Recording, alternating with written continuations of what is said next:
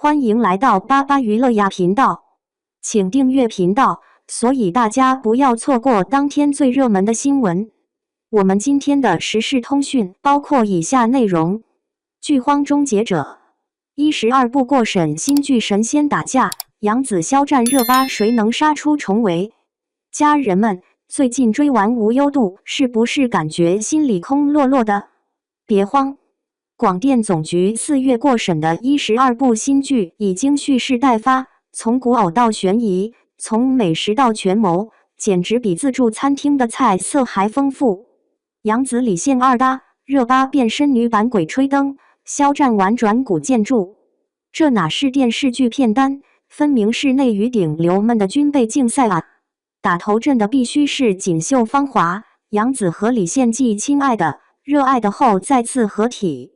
这次童颜夫妇不搞电竞改搞实业救国了，杨紫演的何为芳要从卖胭脂转型军火商，预告片里她拿着火铳对准宁王的架势，比长相思里的小妖还带劲。要知道原著国色芳华可是常年霸榜晋江前3的主，听说剧组正在横店一复刻了唐代军械坊，连锻造炉的温度都请了非遗传承人把控。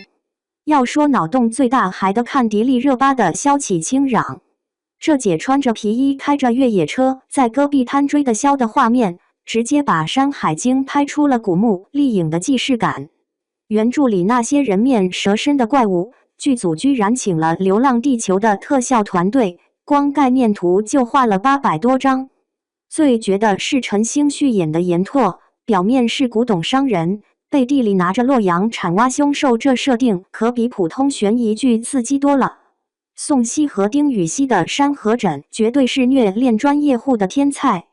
女主为查父亲死因被迫嫁入将门，结果发现公公是被自家老爹坑死的。这种仇人变家人的狗血剧情，配上宋茜红衣策马杀敌的镜头，愣是把古偶拍出了琅琊榜的权谋味。听说剧组特意跑到新疆拍雪地厮杀戏，零下20度冻得群演假胡子都结冰碴了，就冲这实景拍摄也得给个好评。刘宇宁这次在《折腰》里可算翻身了，从说英雄里的温柔男二直接晋升乱世霸主，和宋祖演的宿敌之女先婚后爱。预告里两人互扇耳光的戏份，啪啪声隔着屏幕都觉得脸疼。但最绝的是大婚戏别人家撒花瓣，他们家撒的是箭雨。据统计，这场戏用了2000支特效箭，后期做了整整3个月。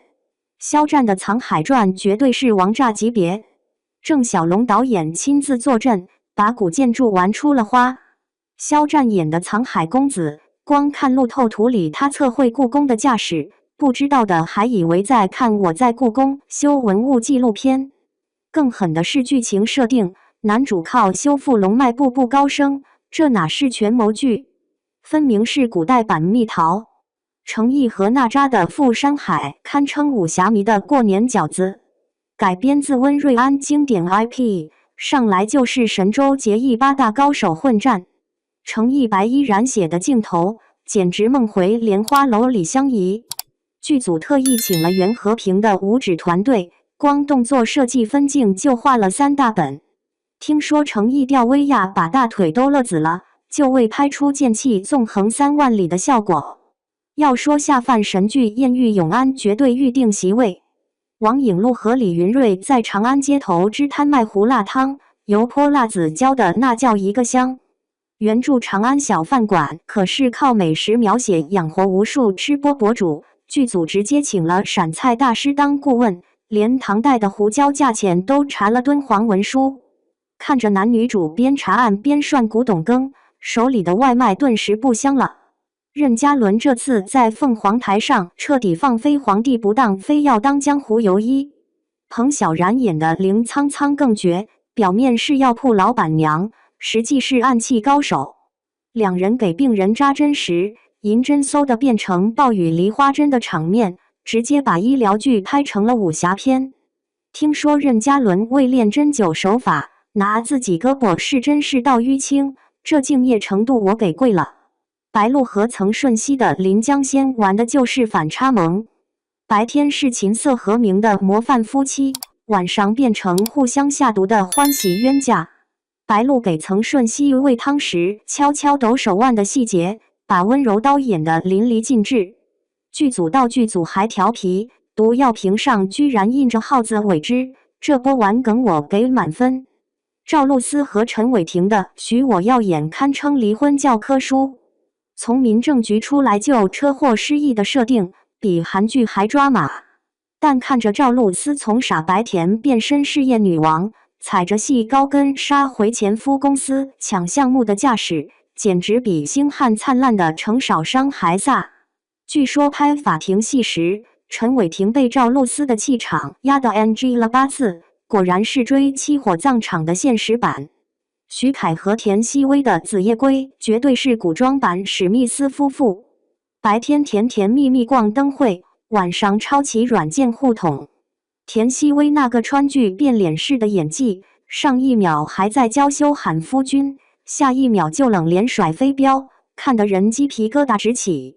剧组更是在横店搞了个昼夜双景片场，白天拍甜宠，夜晚拍打斗，灯光师头发都熬白了3根。压轴的7根新剪简直是国产版鬼吹灯。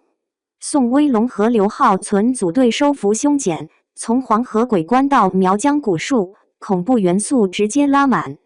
听说拍写字诅咒那场戏时，现场温度骤降5度，监控拍到设备自动关机3次，玄学程度让工作人员集体拜起了关公。这么多狠货砸过来，手里的遥控器都要按出火星子了。是蹲杨子李现的实业 CP， 还是追肖战的古剑大师？是看热巴打怪兽，还是等赵露思手撕前夫？要我说，这12部剧简直就是给追星女孩的满汉全席。古装有顶流，现偶有甜虐，悬疑有脑洞，连干饭人都能在艳遇永安里云吃席。